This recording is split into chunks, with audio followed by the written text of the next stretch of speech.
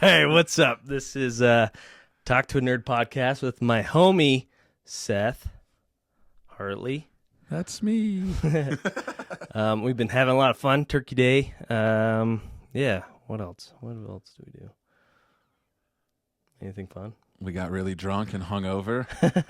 It's been a while for that. Yeah, no joke. Yeah, we just finally recovered. That was like 4 days ago. That's a natural thing in your 30s, dude. Yeah, Just catch up. What are you, 32, 33? 33. 33. That was You're fun. 35. Yeah, just turned. Old man.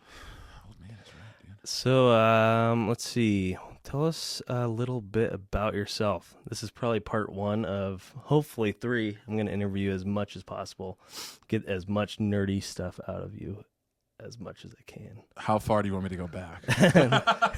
It's a good question, actually. Never been asked that. Let's see. Anything nerdy beginning at that time What was will like fit in 3-part. for the nerdiest thing? Mm. Oh, man. Oh, dude. Probably when I was a kid and I got super sick all the time, just like I'm sick right now. Never changed. That's good. My mom got me that gold Blockbuster card where you could get 2 movies out at a time no matter what. And since I was always just playing baseball and didn't really get to hang out with a bunch of people, I would watch basically 2 movies every single night. So when I was a kid, I watched movie after movie after movie, which got me obsessed with movies. So I think that would be probably one of the nerdiest things, is that I just got really into, and I was watching all the indie movies, you know, that was my thing, because I was too cool to watch all the big blockbuster movies. And yeah, got really into that. And then improv is probably a super nerdy thing because no one else did it. So when I was 15, I was actually playing Monopoly with some friends as a, hardcore 15-year-olds do. And this random guy's like, you guys want to go see an improv show? And I was like, what's improv? He's like, you ever seen Whose Line Is It Anyway? I was like, yeah, dude, that sounds amazing.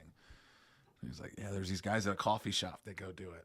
And I went, and there was these like 8 or 9 people who were doing Whose Line Is It Anyway games. And my brain melted out of my ears. I was like, what the hell is this? It sounds awesome. And yeah, ever since then, I was pretty obsessed with it. Yeah, that on. So some people don't know, but improv where, and you're from where, and Oh, yeah. why are you from where? And All the way back. That's a good thing. Yeah, I'm from Baton Rouge, Louisiana, originally. Now I'm living in Chicago, Illinois, to continue doing improv. I've done improv at Second City. Now I'm doing some other schools that are smaller and like more refined. But yeah, man. So from Baton Rouge, moved all around. I had this genius when I was 24 and I guess you were 22. We bowled for our respective colleges. And we became buddies at this bowling conference in Vegas. conference. That's what they called it. It was the National Bowling Conference. Is what Really? It was, I think, yeah. And do you remember how you got me makes more out sense. to Denver in the first place? You and I were friends on Facebook for like 2 years. Yeah. And you hit me up and you said that your mom had a Southwest voucher and you were going to go to New Orleans because you wanted to go. And it didn't For work. Mardi Gras. Yeah, you wanted to go for Mardi Gras. And it was too expensive. And so you like flipped it, maybe on accident even. Like you might have flipped the locations. And when you saw it, it was like just under what the voucher was. So you literally flew me out. Like I didn't pay for it. Oh yeah. It was your mom's voucher because it was running out, and I flew out on Southwest just randomly, just literally out of nowhere. And I hadn't talked to you in, dude, like we talked on Facebook like once every 6 or 8 months, like very rarely. That's I just the knew best. who you were. And we still have hung out maybe 6 times. Yeah, I don't know how many times Best I've of ever seen friends. your face. I really don't. And that's been since that was 2012, whenever the bowling thing was, and then I came out December of 2014 or into November, right around this time though. In Colorado. I'm in Montana now. Yeah. Yeah, you're in Montana now. Yeah. So I came out and visited, and you kept telling me, you're like, you should move here. You should move here. And I had I had a girlfriend at the time, and I was like, we were kind of rocky, but we were trying to make it work. And I had a job, and he's like, dude, just move out. And I was like, awesome. I just really don't want to, man. Like, I kind of have a life going. And I flew back and got got back on a Tuesday. On Wednesday, I got laid off, and on Thursday, she broke up with me. Literally, so Friday, I called Austin. I was like, "Can you actually get me to move out of here?" And your one stipulation was find you a job. I had to have a job. Yeah, and I mean, yeah, I guess you technically got me a job. Oh, I You did. definitely did. No, but like a car dealership, like that's such like a, Yeah, it doesn't count. yeah, dude, that's like anyone gets it. You just filled out an application for me. I mean, that's what I guess that kind of ties in improv, right? So sales is kind of improv to me, at least. But Oh, absolutely. if the premise is nerd, like how would you? Because I can't do improv, right? Sure. Like podcast is maybe the closest thing to improv, and it's just Yeah. interview. But as far as like anyone listening to this, how would you, like, if you wanted to give advice, how would you start over again on improv? Like, say you were coaching me on how to do improv. Yeah. Well, What I would mean, you- For me, it would just be like I go back and start it earlier. But that's Right. that's everybody's it's thing, just right? experience. Yeah. Well, I mean, it's crazy because any hobby you have, right? Any hobby, anything you want to get good at, you put time in. But I think for when it comes to comedy, especially improv, like a lot of people have seen Whose Line Is It Anyway? It just looks so natural, right? But I mean, a lot those guys have had, you know, the whole 10,000 hours to become an expert sort of thing, right? I mean, those guys have put in hours upon hours upon hours. I mean, if you really look back at the two main guys on Whose Line, which are Ryan Stiles and Colin Mockery, the super tall guy and the bald guy, they started on Canada's version of Whose Line Is It Anyway? That Drew Carey's company bought and moved to the U.S. Oh, But that okay. started in like 95. So by the time we even saw them, they had been on television doing it for almost 10 years by the time like anyone in the U.S. was watching any of that. Or maybe it was a little bit less than that. But So they put the time in, right? yeah, and I think what's funniest, and I think for anyone is, and we were talking about it earlier about the Mitch Hedberg joke, which is I don't. The joke we were joking about is, you know, I don't have a girlfriend, but I do know a girl who would get really, really mad if she heard me say that, which sounds so silly, right? It sounds like a silly thing, and you were like, it almost sounds made up, but it's just too true, which is what hits, and that's the same with improv. And like what I'm learning now is how to just be myself and like a true version of myself on stage. Because what's funny is like when you're vulnerable. What's really funny is when you have a moment where the scene gets sad. It's not all funny, right? It's not all build up. Because if you have the range of emotions, the funny's way bigger because you have the peaks and valleys. So your valley of having an emotional moment, having a vulnerable moment, and in general, being vulnerable is being real. So you're almost saying things that make you scared on stage in front of people, and you're doing it as a character, as someone else, but it's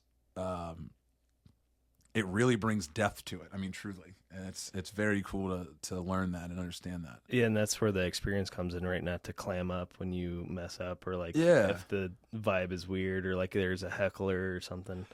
Yeah, and not, especially when it comes to improv, like not, I don't want to say to go for the laugh, but if we're having a conversation and I want to make you laugh, what I want to do is I want to subvert you, right? I want to say something that you're not going to expect. I don't want to just try to say a silly word, which that might work a little bit, but after a while you fall into that. So whenever you're doing things or saying things, again, the funniest moments, like with Dexter, whenever he says, so if you look at my face, when his son first met me, as soon as he met me, he just looked at me. He's like, I don't like your beard. And it was just a very true moment, but it was funny, obviously, because it was a kid. But it was a kid saying his true thought, right? And as much as it hurt my feelings. And then we get out of the car, and he looks at me, he's like, yeah, definitely don't like your eyebrows. And like, but those are silly things, but that was still a true thing, right? Yeah. And like, that was what was so funny about it, and it continues to be funny. You know, he could have said something like where he just made up a word and was like, you look like a part noodle. And you're like, well, that's funny. But like, he said something real and true. Now, it obviously is not necessarily the greatest thing to say, but like, that's what made it so funny. Well, yeah, and I think the opinion on what's the greatest thing to say is also kind of like, I always talk about how are we different than AI? Sure. And that's like something that AI will never do is fumble, right? So like even just have true moments like that, like AI is never going to have an experience, so they're never going to have that. So that's like where our jobs are always going to be sustainable is when you do fumble, like how do you PR team like actually recover? And like, what makes you, I mean, it's to err is human, right? That's the term. Yeah, and it's like, I don't see AI having an opinion of like, I don't like your beard, I don't like your eyebrows, unless I code it in. That would be the worst, dude. Whenever you see Seth, It just does facial recognition. It's like, I'll allow you in, but you got to fix that. It's like, what? You serious right now, dog? Damn, now we're on to something. Yeah. AI just. I don't like your look. You're not welcome in this bar.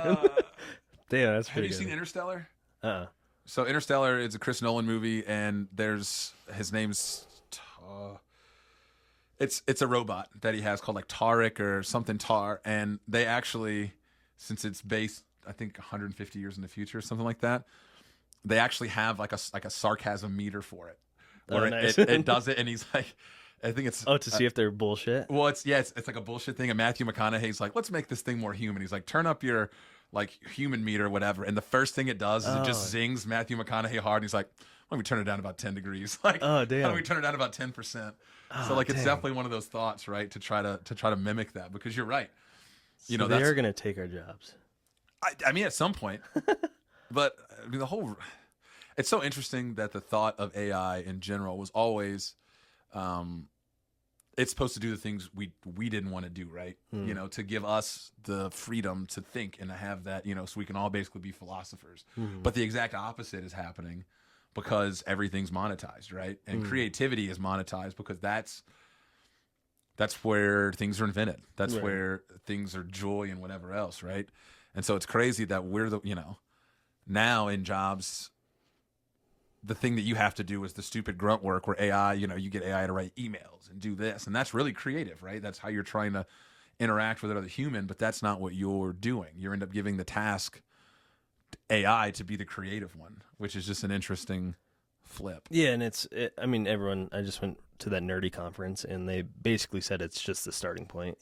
So it's basically, if you don't have ruts anymore, like you have a starting point through AI, and it knows you can submit papers and stuff, which I think is kind of crazy. So you could like submit your best grades in school or papers that you really like, and you can submit that to AI, and then it can kind of clone the same tone and speech and like even grammatical errors and stuff that you have in the paper, which is pretty wild. That's close, but still it's not forming an original thought. It's just kind of forming. It's Googling faster than us, and just articulating things very well. But it's still that starting point. Also, like everyone loves like first person stuff now, where it's I statements and talking opinion, right? Sure. And so that's the only difference is like AI does say I, but it's whoever coded it is basically saying I. So those are the only like more original thought things, which are kind of interesting. That's crazy. I didn't realize you could submit to have it aggregate for you. Learn. Yeah, it's learn, especially like me, like as a person who doesn't have, because I could see where it would pick up a very famous person, right? Like a very famous comedian. It has hours and hours and hours, but I never thought about feeding it my own. Yeah, training. Yeah. The training piece is how I kind of manipulated AI. In the sense of making it seem giraffe. I got the name for it. So I guess going back to the original thought, and I'm saying this more for myself, but so like public speaking is very improv. You have the public speaking down. Like you're not. I'm sure you're nervous, but at the same time you have so many hours doing it. If you don't have hours doing it though, and you have to start somewhere. Yeah. What's like the best thing as far as like notes I've heard, or even just preparing? Like, is there any techniques that you would give as advice? Yeah, especially for public speaking. I mean, truly looking in the mirror and seeing how you look when you're doing it and understanding, because you almost kind of become an audience member when you're doing it. Like I know I've done stand up before, and whenever I wanted to make an action where I wanted to mimic something, like I wanted to make sure it looked, because in your own head, you're just kind of looking at your arm spinning, or putting your arm in a certain way, but that may not at all give off what you're trying to deliver. Right. And then especially for me, when I first started stand-up, the way that I was able to get over a lot of it was, really over-preparing. I wrote down every word of stand-up. I even wrote down when I thought there was going to be a moment of improv. Oh, damn. Like, I think someone might, say something here, or this might be a moment to take a pause or whatever. And at first you could definitely tell in my earlier stand-up, how prepared it was. But again, there really is only time to be able to do it. And some people are more natural. I mean, it's crazy to see a natural when they get up there on stage and it's like, oh, it's my first time doing it. And they're just, out there just shrugging shoulders. And it's like, holy hell. But, yeah, in terms of preparation, I mean, really understanding the words that you want to say.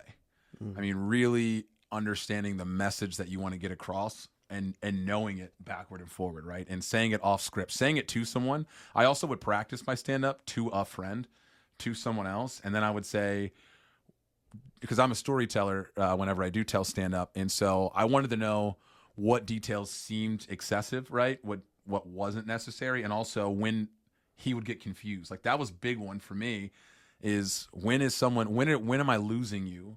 Just visually, like when does the picture in your head that I'm trying to paint, when does it go away? And so I think really running that off of someone and getting it really helps. And you can do that kind of by like filming yourself too, right? Yeah. Oh, you can absolutely film yourself and you can see it and hear it. But I do recommend, because you still know the story in your head. Like having at least one other person to bounce it off of, I do think is very crucial. But yeah, if you don't have someone else, then recording it and listening back, because you still want to figure out where because you know the story or the message you want to send in your head so well, right?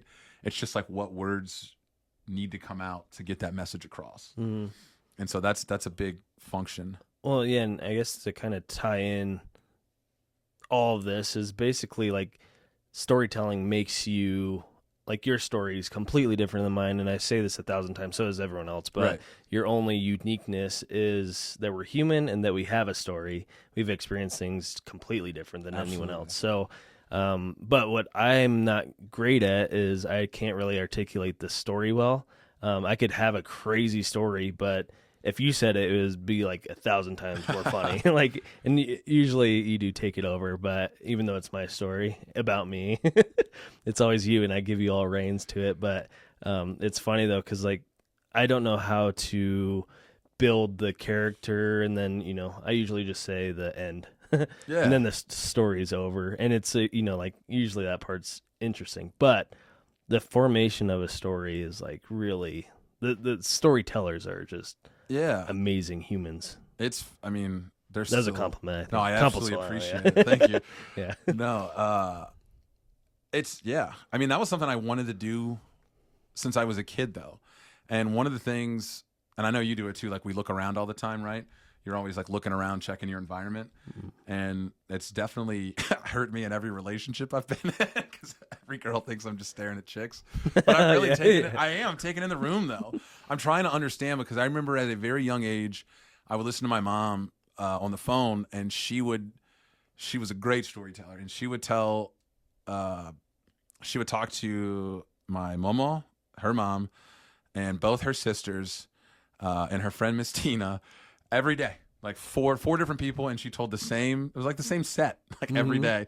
And she had these moments where she would laugh and she would go through and she would stop. And, I listened to her kind of tell stories and how she got laughs from friends. And then when I was a kid, we would do like family dinners with like our extended family. Like my aunts and uncles would come over once a month, and we'd celebrate everyone's birthday, right? Like whoever's birthday was that month, we'd have a cake, which was nice because I was the only November one. So I got my own cake for that month, which was sweet. I'm there too. Hey man, it's December 1st, all right? November just ended. Or December 2nd. This is still birthday cake. All right, leave it alone. I'm 35. That's go away. But dude, we would all sit around the table, and my pawpaw and my Aunt Donna and my mom would tell stories. And like other people could kind of like get in a story, right? But if it was shit, no one would laugh. Even if you were like 7, they would just kind of look at you and be like, all right, yeah, and so I was obsessed with getting that table to laugh and like figuring that out.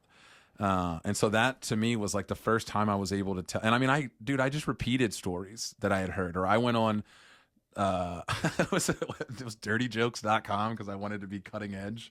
And there were all these little Johnny jokes that I used to repeat. And so I would repeat those a bunch. And then a good piece of advice that an older comic told me was, because for me, in like the same way, and the story I told the other night, it kind of just ends, and that's on purpose for that particular story. But tell your story backward. Like, what is the funniest part of your story?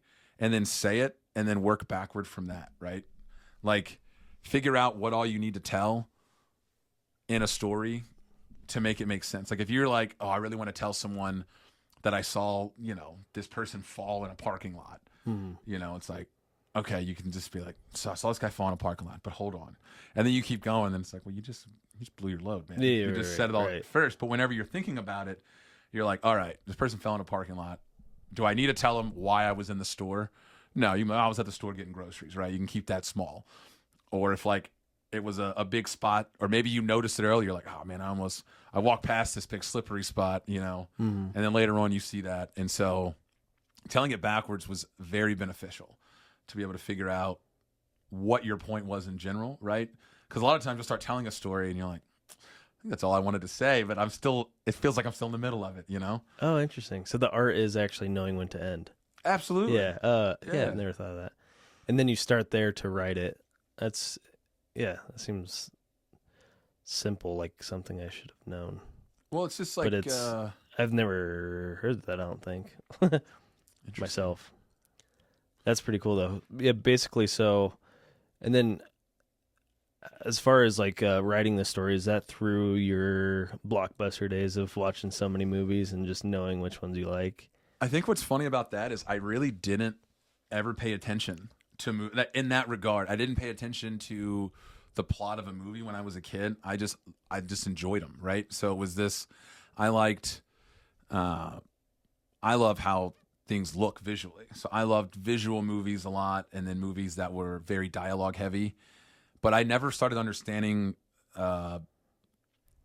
parts of a movie until I got to like 15 or 16, and a couple of buddies of mine, Taylor and Tyler, we just watched a ton of movies together as just us three. And my buddy Tyler would pause the movie and he'd be like, what do you think's going to happen next? Oh, really? And we're like, I don't know. And he's like, well, this thing happened and that thing happened. So it made me start thinking critically about a movie, right? And essentially in a good movie or a good book or a good story, nothing is wasted, right? So everything it's a literary device called Chekhov's gun, where if they mention a gun in a book, later on in that book, that gun better show up again. Because why'd you tell me about this gun? Like, why do I need to know about it? Why did you describe it somewhere? Even if you're describing a room and you're like, oh, I was in this great room, this great living room, and above the fireplace there was this 12 gauge shotgun, whatever. It's like later on, and especially in horror movies, that's how the bad guy's going to die. Right. It's the 12 gauge shotgun. So it's all these things that they're dropping into things. And so that's kind of what starts to make you understand. Again, when you tell the story backward, it's like, what exact things do you need to know to make the punchline make sense? And then you kind of work from that framework. Oh, interesting. And then you write it backward. And I mean, there's still moments of stories I know for a fact that I tell things that aren't part of the story. I just love it personally. Yeah. And it's like, I'm still going to do it, even though I know that it's kind of like a red herring, it's kind of like a push off. And that's how you make it you, right? Opposed to just a story. I love that. That's actually, my wheels are turning in my brain of like, okay, that's something I need to dial down. Yeah. And it's interesting because I have, ADD, so I kind of predict the future very fast. And I have 1,000 solutions, not saying they're the best, but at least I know how to like have momentum. Yeah. If you have a problem, I will have 20 solutions for it. Oh, right then and there. Yeah. Right? And that's the power of ADD, but also my brain's just never stopping. Yeah. So the ending of the story is, never there. It's always like, okay, what's next? What's next? Okay, what's next? Yeah. And that's actually romantic in the sense of like, it's done. Yeah. It's ended. There you go. Interesting. I told you the whole thing, right? That's what's fun about it though, man. And I think storytelling, I do miss. That's the part of I don't miss the I don't want to say like the pressure of doing it, because I think the fun of it was never whenever I thought that I was going to be famous from it, right? Or whenever I thought I was going to make something of myself.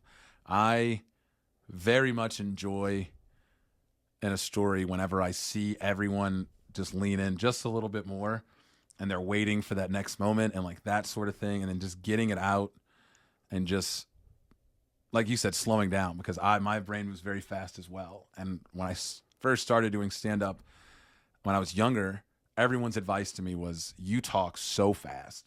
It was nervousness, but it was also, I had so many ideas, right? And so it was just blasting through. And so writing became something to slow my brain down, because you have to. You have to be able to make the story make sense, because you want to go here, you want to go there. And so. Yeah, and I think I gravitate to extroverted ADD, and I'm introverted ADD, where it's like I could care less for like the extroverted attention. Yeah. But I didn't realize that I had ADD until I'm like, whoa, why do I have 1,000 hobbies that I just mastered, like, and bought all the things for, and You then do just have a lot on. of hobbies. Yeah, And you aren't good at them all. yeah, it is. You could say fuck, it's all right. But and then same with you. That's how we met. Is we're so competitive, and we usually, I mean, through maturity. I talked about that on the last pod. Was basically maturity made me like, all right, it's okay if Seth's better at me at those things. Yeah, man. And it's not so competitive anymore, which I enjoy myself. I'm sure you do too. Right. But. It's fun. I think one of the things about maturing and that sort of thing, where it's like it's okay that someone's better than you, is being able to appreciate the amount of hours that like you put in. Like, I see that you post all these bowling videos, and I don't get to bowl as much as I want to anymore. I still love it. But I mean, I knew you were going to wax my ass. Like, whenever I saw you, I was like, I mean, yeah, I want to. And I have the thought in my head of like, oh, I want to be better at bowling, but it's the maturity to go, but I haven't done anything to earn or deserve being better. Right. And you have, and that's so cool to see, which I think being like a participant watching people now, I used to not like it as much, because I was like, I want to be the center of attention, Jealousy? you know? Yeah. And then now it's like, man, I really appreciate watching, because pretty much everyone who is really great at something has put in so much time and effort and loss, and there's sacrifice there, right? And now you're watching that person on display. I mean, it's literally when you watch someone play sports, like especially like when it comes to improv, because improv is long form improv, which is what I do. It's literally when you were a kid playing pretend and going, "Mommy, watch me, like I'm a cowboy now," and like that's it. But you have a group of other adults who were like, "I'm gonna watch you play pretend for however many minutes." And like, you're going to get the center of attention, and you're going to be able to do that. And then obviously when you're not on stage, you're watching someone else. I mean, like, how cool is it that we have all decided, like, we're going to sit here and we're going to watch each other literally be as silly and as ridiculous as possible. And it's something you really worked on behind the scenes, right? Like, it's those things you work on. Like, same for you in bowling. Like, when you bowl in a tournament, you know, how cool is it when it's the payoff, right? Of all this time that no one else saw you. And again, those people who have that jealousy, who have that go, oh, he just, you know, how lucky he is to do whatever. And it's like, hey, luck wasn't anything to do with it. And that's been a really cool, like, I mean, like you mentioned, like that maturity thing has been very fun and very humbling, you know? Well, and that's why it's funny you said that, because like when I was immature, I didn't want you to tell my stories. Now I'm like, oh yeah, no, I want him to tell my story. Like in my eulogy, I want him to say the story. Like it probably won't make any sense to anyone, but it's gonna be the best story. Yeah. Just from the amount of time you've given in messing up and failing. Just with anything that I've done, it's how do you recover? When you miss a spare. Ironically, it always seems like peanuts, but whenever you fail is like, okay, how do you get up? You hear it all the time, but it's like, okay, mentally, how do I know that was the present moment, and now I'm like in a new present moment that I have to figure out, or else like I'm gonna suck at whatever I do. Right, and if you take it as especially on a night like if we're both right-handed bowlers, so the 10, which if people aren't into bowling, it's the one all the way on the right. When you miss it once, it's like, all right, I kind of fucked up there. And then you miss it that second time, and you're like, is this going to be my night? You know what I mean? And it's giving that mental hurdle of still being able to go up with the same approach, right? And knowing that hopefully those were two flukes and not just your whole thing. Well, and I think this is kind of a good nugget that I just kind of processing. That was, how did I get better? Was, I realized the same feeling was in golf, and the same feeling was in baseball when I struck out. The same feeling was in every sport. So then I realized, like, okay, I did suck at failing at those moments. If I struck out once, I slumped. Right. And then the 10-pin slump, and then like putting slumps. Like, it happens in everything that we do. But then we forget about the process of like, okay, that was a joke that just didn't work. What's the process going forward to get, the next joke out, and then they forget about the slump. Right. And that's the same with like golf and every single thing that I have done that I've gotten better now that I'm matured, is that it was like, okay, how do you get over that slump for yourself? Because nobody cares for you to be better than them. Like Right. nobody does. Nobody does besides yourself, right? Yeah. Like it's you against yourself. So I think in saying all that too, my buddy Zach had it kind of took me because we were just kind of talking about nothing, just kind of bullshitting. And he brought up and he's like, man, life for me right now in my own personal life is tough. And things aren't going my way. And then he took a second and he's like, but now I know that I'm in a growth stage. Like I'm growing because whenever things get hard, whenever things, whatever, like you said, it's how you rebound, right? It's how you come back from it. It's how you trust the process and you stick to it. So like, how do you stick to your conviction? And then how do you understand that and don't even take it personally, right? Because everybody's going to have these bad moments. And whenever you take it so personally, it hurt. I mean, I have such a problem with taking things personally. Even like the most minor slights, my brain immediately goes to, because when I was a kid, I got fucked with a lot. And it stuck with me. And that is a thing that I'm trying to work on so hard, is to just not take things personally.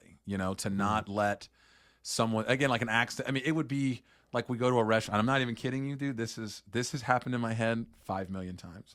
Go to a restaurant, me and someone else order the same thing. And the other person is always way smaller than me. And they come out with the fucking food and their serving size is like we'll get a chicken sandwich and they'll get like 6 breast patties. And I get 1, and I'm like, this bitch, I am going to kill this woman as soon as she walks away from me. Because, like, I took it as and that girl was, whoever the waiter or waitress was, is just slinging food out, right? They're just taking it out as they were. But in my head, that offended me so hard, forever. yeah, that's, we'll have to dive down on what trauma that came from.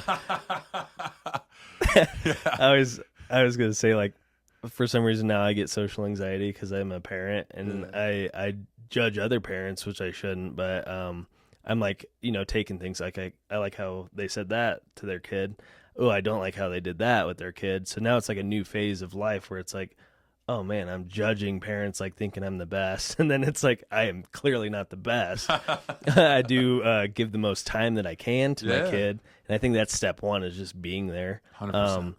But yeah, I get social anxiety now with like, oh my gosh, like Austin's a parent. Why is he doing that? Or like, Austin's parenting that way. And it's just like, it's a weird kind of like, and then it's like, oh, you only have 1 kid. I have 3. So, and it's not like a flex, but it's like, 3 and 1 coming. But it's like, it's funny because then you start doing the whole like jealousy thing where it's like, oh, he put his time into that kid.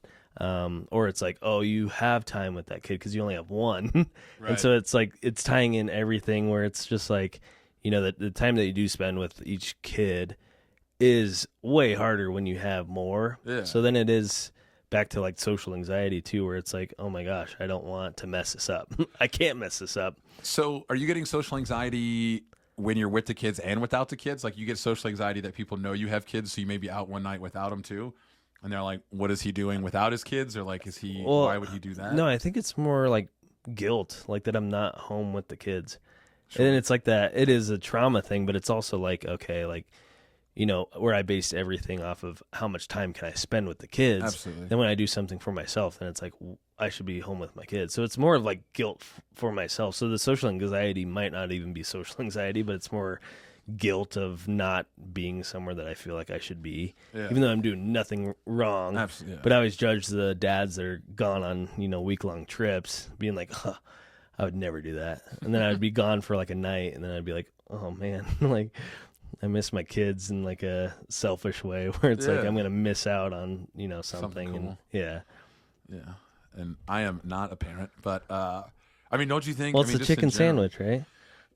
Missing out on just missing out on food because I'm a big fat fuck. I just always want more. No, dude, I'm jacked. That's from here to here, maybe baby Jack, and then from here just big baby. But you're tall, so that works. What would be? I guess on that note, we'll kind of wrap this up because this is part 1.